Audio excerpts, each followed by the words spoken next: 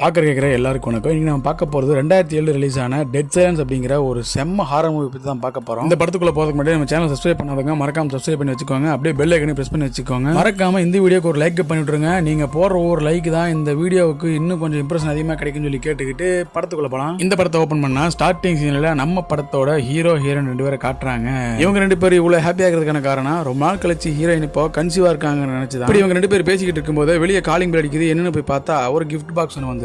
அந்த கிஃப்ட் பாக்ஸை யாருங்க போட்டு போனாங்கன்னு தெரியல. கொஞ்சம் பெருசா வேற இருக்கு. உள்ள எடுத்துட்டு போய் பிரிச்சு பாக்குறாங்க. பார்த்தா அதுக்குள்ள ஒரு பொம்மை இருக்கு. அந்த பொம்மையை பார்க்கவே கொஞ்சம் பயமா இருக்குது. அது ஒரு பப்பட் பொம்மை. இந்த கையில வச்சுட்டு பேசுவாங்களே, சோ அந்த மாதிரி இருக்கிற பொம்மை. அந்த பொம்மையை பார்த்ததும் ஹீரோயின் சொல்றா, இந்த பொம்மை உனக்கு ஞாபகம் இருக்கா? ஆதி காலத்து ஒரு கதை கேள்விப்பட்டிருக்கியா? மேரிசன் ஒரு பொம்பளை இருப்பா. அவளுக்கு குழந்தைகள் எதுவும் கிடையாது. அவ கையில பொம்மைகள் மட்டும் வச்சுக்கிட்டு இருந்தா. திடீர்னு அவ மர்மமான முறையில இறந்து போயிட்டா. அதுக்கப்புறம் அவளோட ஆவி பொம்மைக்குள்ள போயிருன்னு சொல்லிட்டு ஒரு கதை கேள்விப்பட்டிருக்கான்னு சொல்லிட்டு நம்ம ஹீரோவை பயப்படுத்தி விடுறா. ஹீரோவும் இந்த பயமெல்லாம் எனக்கு காட்டிட்டு இருக்கான்னு சொல்லிட்டு அங்கிருந்து கிளம்பி போயிடுறா. வெளியில போன நம்ம ஹீரோ வீட்டுக்குள்ள திரும்பி வந்ததும் அவனை பயமுறுத்தணும் அப்படிங்கிறதுக்காக இந்த பொம்மையை கொண்டு போய் கட்டில் மேல வச்சு அது மேல போர்வை பத்தி விட்டுறா நம்ம ஹீரோயின். அப்படியே அந்த இடத்துல ஒரு கண்ணாடி இருக்கும். அந்த கண்ணாடியில வயிற்று தொட்டு பார்த்துக்கிட்டு இருக்கா. அந்த டைம்ல வெளியே ஏதோ சவுண்ட் கேட்குன்னு சொல்லிட்டு வெளியே போய் பாக்குறா. எந்த ரியாக்ஷனும் இல்ல. அதுக்கப்புறமா இவ வீட்டுல இருந்து பாடிக்கிட்டு இருந்த டேப் ரெக்கார்டு முதல் கொண்டு எல்லாமே சவுண்ட் ரொம்ப கம்மி ஆகுது. அவளை சுத்தி இருக்கிற சவுண்ட் எல்லாம் கம்மியானதுக்கு அப்புறமா அந்த பொம்மை கிட்ட சவுண்ட் கேக்குது. என்னன்னு போய் இந்த பொம்மை கிட்ட போகும்போது அந்த பொம்மையோட போர்வை வந்து நம்ம ஹீரோயின் அப்படியே மேல தூக்கி வீசுது. ஹீரோயினும் பயந்துட்டே தவழ்ந்து வரும்போது வாயிலிருந்து ரத்தம் வருது. அப்படியே யாரோ ஒருத்தர் நம்ம ஹீரோயினை தள்ளிட்டு போற மாதிரி இந்த இடத்துல சீன் கட் ஆகுது. இதெல்லாம் ஒரு பக்கம் நடந்துகிட்டு இருக்கும் போதே நம்ம ஹீரோ வெளியே போனவன் திரும்பவும் வீட்டுக்குள்ள வந்துடுறான்.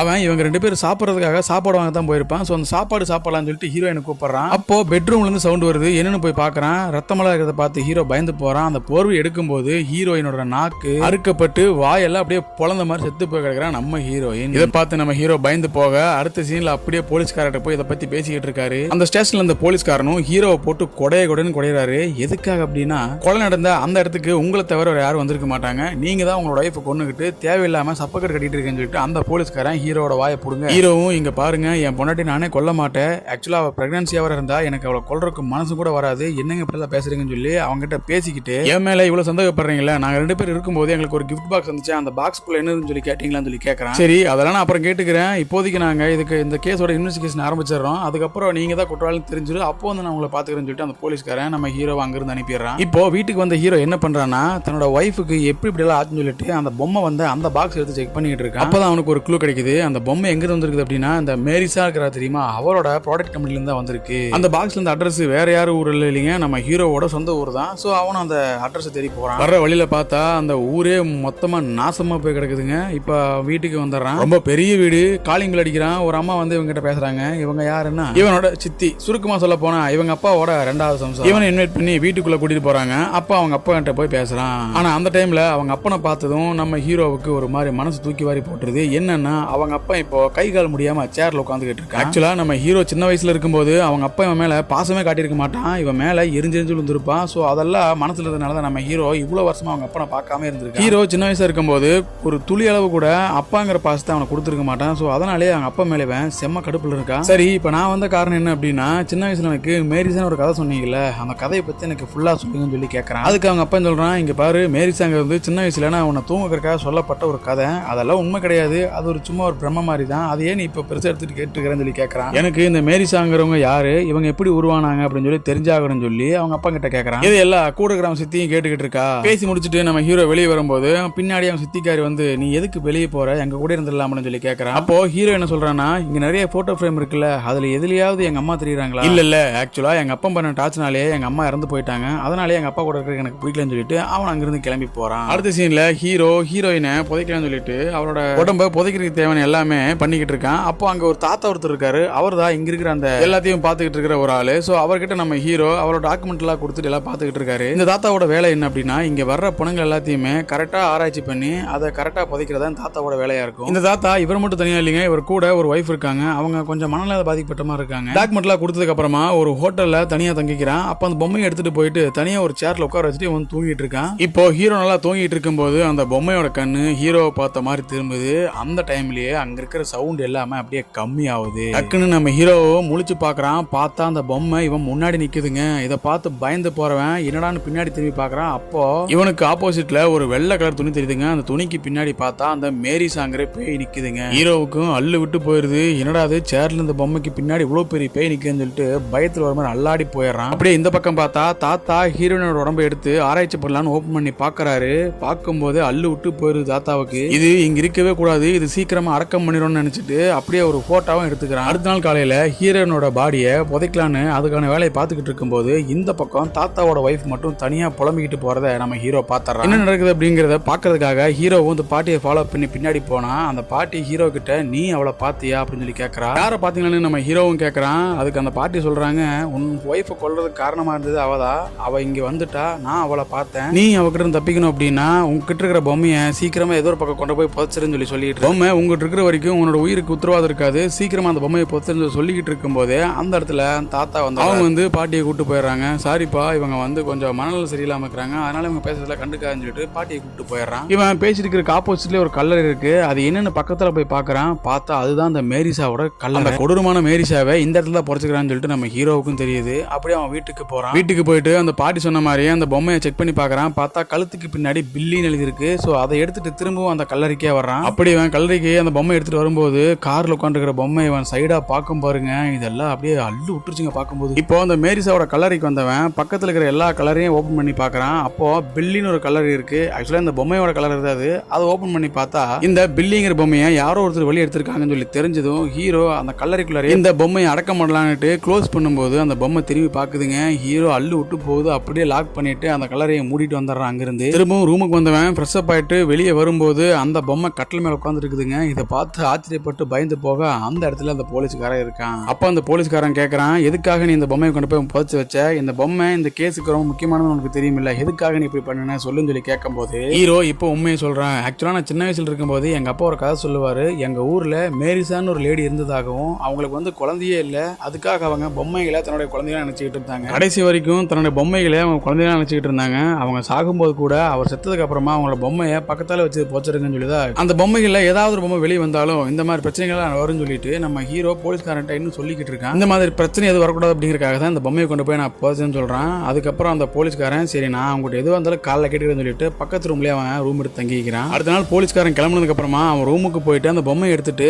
எங்க தாத்தா வீட்டுக்கு வர்றான். வந்தவன் தாத்தாவோட ஒய்ஃப் கிட்ட இந்த பொம்மையை காட்டி, இந்த பொம்மை உங்களுக்கு தெரியுமா, இதை பத்தின கதை எனக்கு சொல்ல முடியுமான்னு சொல்லி கேட்கறான். அந்த ஒய்ஃப் பயந்து போக தாத்தா நான் சொல்றவான்னு சொல்லி இவனை தனியா ஒரு ரூமுக்கு கூட்டிட்டு போயிட்டு இந்த கதையை மொத்தமா சொல்ல ஆரம்பிக்கிறாரு. இந்த தாத்தா சின்ன வயசா இருக்கும்போது இவங்க ஊர்ல ஒரு பெரிய ஒரு ஷோ நடந்துச்சு. அந்த ஷோ தான் பப்பட் ஷோ. அந்த ஷோ ஒரு பெரிய தியேட்டர்ல நடந்துச்சு. அந்த தியேட்டர்ல அந்த ஷோவோட ஹெட் யாருன்னா மேரிஸ் அப்படிங்கிற இந்த லேடி தான்.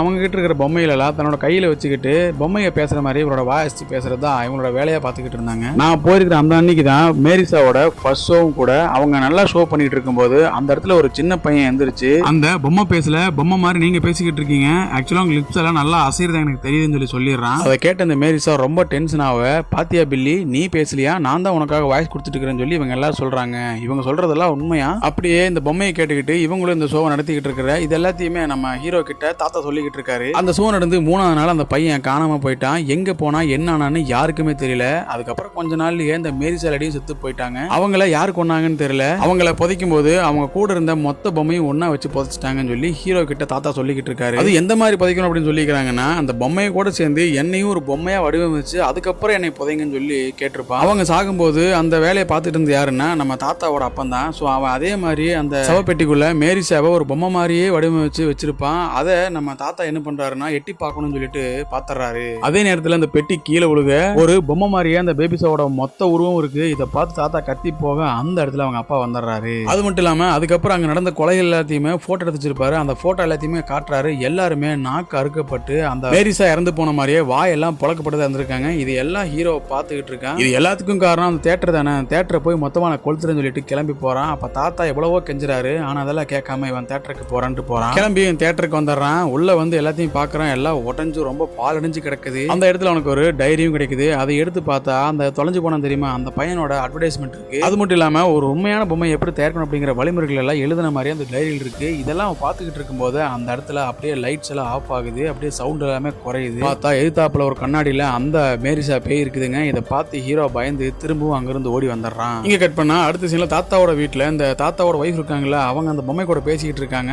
அவங்க பேசிக்கிட்டு அப்படியே பேஸ்மெண்ட் குள்ள போயிடுறாங்க. இவங்க அடிக்கடி இந்த பேஸ்மெண்ட் குள்ள போறது வழக்கமா இருக்கும். சோ அந்த டைம் போயிட்டாங்கன்னு சொல்லிட்டு நம்ம தாத்தா டார்ச் எடுத்துட்டு அந்த பேஸ்மெண்ட்டுக்குள்ள போகும்போது அந்த பேஸ்மெண்டோட கதவு அடைச்சிருது. தாத்தாவும் ஒய்ஃபோட குரலை கேட்டுக்கிட்டு எங்கம்மா இருக்குன்னு சொல்லி டார்ச் அடிச்சுக்கிட்டு இருக்கும்போது ஒரு செவுத்து ஓரத்தில் ஜன்னல் இருந்து மேரிசாவோட கை மட்டும் தனியா போகுங்க. அதை பார்த்து தாத்தா பயந்து போக அப்படியே மேல லைட் அடிச்சு பார்ப்பாரு. பார்த்தா அந்த மேரிசாவோட மொத்த உருவம் இருக்கும். அப்படியே அது பக்கத்தால வந்து தாத்தாவோட நாக்கு அப்படியே எடுத்துக்கிட்டு இனி நீ எனக்கு தான் சொந்தம்னு சொல்லிக்கிட்டு தாத்தாவை கொலை பண்ணிருதுங்க. சம்பவ இடத்துல தாத்தா செத்து போறாரு. அதுக்கப்புறமா ஹீரோ என்ன பண்றான்னா திரும்பவும் அவங்க அப்பாவை பாக்குறதுக்காக போறான். அவங்க அப்பா கிட்ட போயிட்டு உண்மையா மேரிசாவுக்கு என்ன நடந்துச்சுங்கிட்டு சொல்லி ஆகணும்னு சொல்லி கேட்கறான். இவன் எதுக்காக கேட்கறான் அப்படின்னா அந்த தொலைஞ்சு போனா தெரியுமா அந்த பையன் இவங்களோட ரிலேஷனா தான் இருப்பான். ஸோ அவன் அதனாலதான் அப்படி ரொம்பவுமே இன்வால்வ்மெண்ட் எடுத்து கேட்கறான். இப்பதான் ஹீரோட அப்பாவும் உண்மையை சொல்றாரு. ஆக்சுவலா அந்த பையன் தொலைஞ்சு போனதுக்கு அப்புறமா எல்லாரும் சேர்ந்து மேரிசாவை ரொம்பவுமே கொடூரமா கொலை பண்ணாங்க. அந்த பையன் தொலைஞ்சு போனதுக்கு காரணம் இவ்வளவுதான் இருப்பான்னு சொல்லிட்டு அவளோட நாக்கெல்லாம் அறுத்து வாய் எல்லாம் கிழிச்சு ரொம்பவுமே கொடூரமா தான் கொலை பண்ணாங்க. அவளை புதைக்கும் போது கூட அரை உயிரோட தான் புதைச்சிருப்பாங்க. அதனாலதான் அவ ஆவியா வந்து எல்லாருமே கொலை பண்ணிட்டான்னு சொல்லி மொத்தமா சொல்றாரு. இந்த மாதிரி எல்லாம் நடக்கூடாது அப்படிங்கறதுக்காக தான் இவ்வளவு நாள் நான் உன்னை விட்டு தனியா பிரிஞ்சிருந்தேன்னு சொல்லி அவர் சொல்றாரு. நீங்க சொல்றதெல்லாம் ஓகேவாவே இருக்கட்டும், அந்த பொம்மை எப்படி எங்க வீட்டுக்கு வந்துச்சு, என் ஒய்ஃபை எப்படி அந்த பொம்மை கொலை பண்ணுன்னு சொல்லி கேட்கறான். அப்போ இந்த இடத்துல அந்த டக்குன்னு சித்தியை காட்டுறாங்க. அவங்க அப்படி பாத்துக்கிட்டு இருக்கும் போது வெளியே ஏதோ சவுண்டு கேட்டு நம்ம ஹீரோ வெளியே வந்து பார்த்தா அந்த போலீஸ்காரன் அங்க நிக்கிறான். வந்தவன் ஹீரோ கிட்ட நீ அந்த ஒரு பொம்மையை மட்டும் எடுத்து வைக்கல, அங்கிருந்த 100 பொம்மை எங்க எடுத்து வச்சிருக்கேன்னு சொல்லி கேட்கும் போது நம்ம ஹீரோ என்ன கேக்குறீங்க, நான் எந்த பொம்மை எடுத்து வைக்கலன்னு சொல்லி சொல்றான். அந்த பொம்மைகளுக்கும் எனக்கு எந்த ஒரு சம்பந்தமும் கிடையாதுன்னு சொல்லிக்கிட்டு இருக்கும் போது போன் வருது. அந்த போன்ல யார் பேசுறாங்க அப்படின்னா தாத்தா தான் பேசுறாரு. அந்த போன்ல உன் ஒய்ஃப் செத்து போனதுக்கான காரணம் எனக்கு தெரியும், நீ உடனே கிளம்பி தியேட்டருக்கு வான்னு சொல்லி கூப்பிடுறாரு. ஹீரோவும் அங்கிருந்து கிளம்புறேன்னு சொல்றான். அந்த இடத்துல போலீஸ்காரனுக்கு அவனுக்கு 2 பேருக்கு சண்டை வருது. அங்கிருந்து அப்படியே போலீஸ்காரன் தப்பிச்சுட்டு நம்ம ஹீரோ மட்டும் தியேட்டருக்கு வர்றான். அவளை ஃபாலோ பண்ணிட்டு நம்ம போலீஸ்காரன் பின்னாடியே வர்றாரு. முதல்ல நம்ம ஹீரோ உள்ள வந்துடுறான். பின்னாடியே ஃபாலோ பண்ணிட்டு நம்ம போலீஸ்காரரும் வந்துடுறாரு. ஹீரோ ஃபாலோ பண்ண அந்த போலீஸ்காரரு நீ சொன்ன மாதிரி இங்க யாருமே இல்ல, நீ தேவையில்லாத வேலை பண்ணிக்கிட்டு இருக்குன்னு சொல்லி பேசும்போது அந்த தாத்தாவோட வாய்ஸ் கேக்குது, நான் இங்கதான் இருக்கேன் அப்படின்னு. அந்த வாய்ஸை ஃபாலோ பண்ணிட்டு ஹீரோவும் போலீஸ்காரரும் முன்னாடி போறாங்க. பார்த்தா அந்த இடத்துல ஒரு பொம்மை கிடைக்குது. ஒரு பொம்மை தான் இருக்குதுன்னு சொல்லிட்டு அந்த பொம்மையை தூக்கி வீசும்போது அந்த இடத்துல ஒரு பெரிய அலமாரி இருக்குங்க. அந்த அலமாரி மொத்தமாகவுமே அந்த 100 பொம்மைகள் இருக்கு. அந்த இடத்துல இன்னொரு பொம்மை இருக்கும். அந்த பொம்மையை போலீஸ்காரன் ரொம்ப உத்து பார்த்துக்கிட்டு இருக்கான். அப்ப திடீர்னு அந்த பொம்மையோட தலை மேலே எந்திரிச்சு நிற்கும். அந்த பொம்மையோட தலையை வேற யாரும் பண்ணல, ஆக்சுவலா நம்ம ஹீரோ தான் பயமுறுத்துறதுக்காக பண்ணிருப்பான்.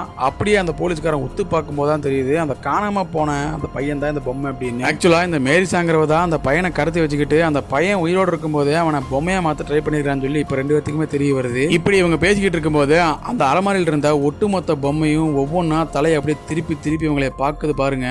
இந்த டைம்ல ஹீரோவுக்கும் பயம் அதிகமாயிருச்சு, போலீஸ்காரனுக்கும் பயம் அதிகமாயிருச்சு. அப்படியே சைட்ல ஒரு பொம்மை சேர்ல உட்காந்துக்கிட்டு இருக்கிற மாதிரியே காட்டுறாங்க. அந்த பொம்மை சேர்ல ஆடிக்கிட்டே டக்குன்னு நிக்குதுங்க. அப்படி நிக்கும் போது ஹீரோ மேரிசா அப்படிங்கிறா அந்த பொம்மை. உடனே நீ கண்டுபிடிச்சிட்டேன்னு சொல்லிட்டு அந்த பொம்மை மொத்த ஸ்டோரியும் சொல்லுதுங்க. இங்க பாரு, எனக்கு உயிருள்ள ஒரு பொம்மை செய்யணும் ரொம்ப ஆசை, அதுக்காக நான் ட்ரை பண்ண ஒரு பையன் தான் அந்த பையன். நான் அவன் அப்படி பண்ணதும் அவனோட ஃபேமிலி எல்லாரும் ஒன்னா சேர்ந்து என்னை கொன்னுட்டாங்க. அவங்கள பழி வாங்குறதுக்காக தான் உன்னோட ஃபேமிலி ஒருத்தர் விடாம நான் கொலை பண்ணிக்கிட்டு இருந்தேன். அப்போ ஹீரோ கேட்கறான் எல்லாரையும் கொலை பண்ண சரி, என்னோட ஒய்ஃப் எதுக்காக நீ கொலை பண்ணு சொல்லி கேட்கும்போது நீ நினைச்சுக்கிட்டு இருக்க உன்னோட குடும்பத்துல நீ தான் கடைசி வாரிசுன்னு. ஆக்சுவலா நீ ஒன்னும் உன் குடும்பத்துல கடைசி வாரிசு கிடையாது, உன் பொண்டாட்டி வயிற்றுல இருந்த அந்த குழந்தை தான் கடைசி வாரிசு, அதனாலதான் நான் உன் ஒய்ஃப் கொலை பண்ணேன்னு சொல்லி அந்த பொம்மை சொல்லுது. இப்படி இதை பத்தி பேசிக்கிட்டு இருக்கும் போது இன்னும் பக்கத்துல வா, நான் இன்னும் நிறைய உனக்கு சொல்ல வேண்டியது இருக்குன்னு சொல்லி அந்த பொம்மை கூப்பிடுது. நம்ம ஹீரோ முன்னாடி போறான். அப்போ அந்த பொம்மைக்கு பின்னாடி இருந்து அந்த மேரிசாங்கிற அந்த பேய் அப்படியே நக்குதுங்க ஹீரோவை. இப்பதான் ஹீரோவுக்கு ஒரு விஷயம் தெரிய வருது, இவ்வளவு நேரம் பேசுனது அந்த பொம்மை கிடையாது, அந்த பொம்மைக்கு பின்னாடி இருக்கிற அந்த மேரிசாங்கிற பேய் தான் அப்படின்னு. அந்த டைம்ல அந்த பொம்மையை சொல்றான். அதுக்கப்புறம் அந்த ஆவி இன்னொரு பொம்மைக்குள்ள போயிருது, திரும்ப இன்னொரு பொம்மைக்குள்ள போகுது. அந்த பொம்மையை இந்த போலீஸ்காரன் சொல்றான். அதுக்கப்புறம் இன்னொரு பொம்மை அப்படின்னுட்டு மாத்தி பொம்மைக்குள்ளார அந்த ஆவி போய்கிட்டே இருக்கு. அந்த டைம்ல தான் ஹீரோ என்ன பண்றாருன்னா அவன் கையில வச்சிருந்த லைட்டை அப்படியே மொத்தமா உடைச்சு அந்த மொத்த அலமாரியும் தீ பத்த வச்சு விட்டுறான். அந்த தீயிலேயே மொத்த பொம்மைகள் அப்படியே கருகுதுங்க. அங்கிருந்து 2 பேர் தப்பிச்சு வரும்போது இந்த மேரிசா பேய் வந்து போலீஸ்காரனை மட்டும் பிடிச்சிருதுங்க. சம்பவ இடத்திலேயே போலீஸ்காரன் செத்து போறான். அங்கிருந்து தப்பிச்சு வந்த ஹீரோ எல்லா பொம்மையும் எரிச்சாச்சு. இப்ப கடைசியா இருக்கிறது ஒரே ஒரு பொம்மை தான், அதுவும் தாத்தா வீட்டுக்கு சொல்லிட்டு தாத்தா வீட்டுக்கு போறான். அங்க போனா தாத்தா செத்து கிடக்குறாரு. தாத்தாவோட உடம்ப அப்படியே கட்டி பிடிச்சி அழுதுட்டு இருக்காங்க அந்த பாட்டி. அந்த பாட்டி கிட்ட அந்த பொம்மை எங்கன்னு சொல்லி கேட்கும் போது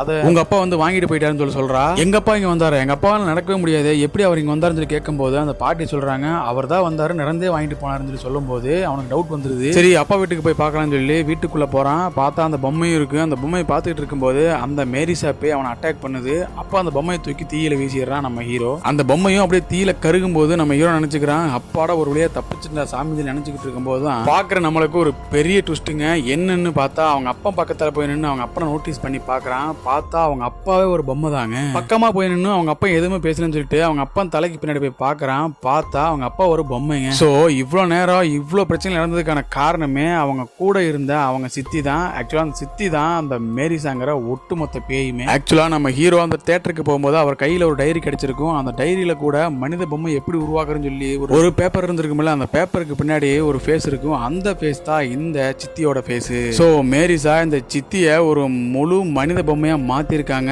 அவங்களுக்குள்ள இருந்துட்டு தான் இவ்வளவு நாளா இவ்வளவு கொலைகள் பண்ணிக்கிறாங்கன்னு சொல்லிட்டு நம்ம ஹீரோவுக்கு இப்பதான் தெரிய வருது. நீ பார்த்த தினமும் 100 பொம்மை தான், நீ பார்க்காத ஒரு பொம்மை இருக்கு, அந்த பொம்மையை பார்த்தா நீ செத்துருடான்னு சொல்லி சொல்றாங்க. அதை கேட்டு நம்ம ஹீரோ கத்துற மாதிரி இந்த இடத்துல இந்த படத்தை முடிக்கிறாங்க. அப்படியே செத்து போன நம்ம ஹீரோட வம்சத்தை எல்லாத்தையுமே காட்டுறாங்க. எல்லாருமே நாக்கறுத்து இந்த மேரிசா எப்படி செத்து போனாலோ அவ்வளவு மாதிரி செத்து இருக்காங்க. ஸ்டார்டிங்ல பார்க்கும்போது எனக்கும் கூட தெரியலங்க படத்தில் இப்படி ஒரு ட்விஸ்ட் வரும் அப்படின்னுட்டு. நான் இந்த படத்தை ஃபர்ஸ்ட் டைம் பார்க்கும்போது இந்த ட்விஸ்ட் எனக்கு உண்மையில பிரமிப்பா இருந்துச்சுங்க. இந்த ட்விஸ்ட் உங்களுக்கு எப்படி இருந்துச்சு அப்படிங்கறத மறக்காம கமெண்ட்ல சொல்லுங்க. அப்படியே இந்த சேனலை சப்ஸ்கிரைப் பண்ணாதவங்க மறக்காம சப்ஸ்கிரைப் பண்ணி வச்சுக்கோங்க. இந்த மாதிரி வீடியோக்களை பார்க்கணும் அப்படின்னா மறக்காம நம்ம சேனலை ஃபாலோ பண்ணிக்கோங்க. மீண்டும் உங்களை அடுத்த ஒரு சூப்பரான படத்தை சந்திக்கிறேன். தேங்க்யூ.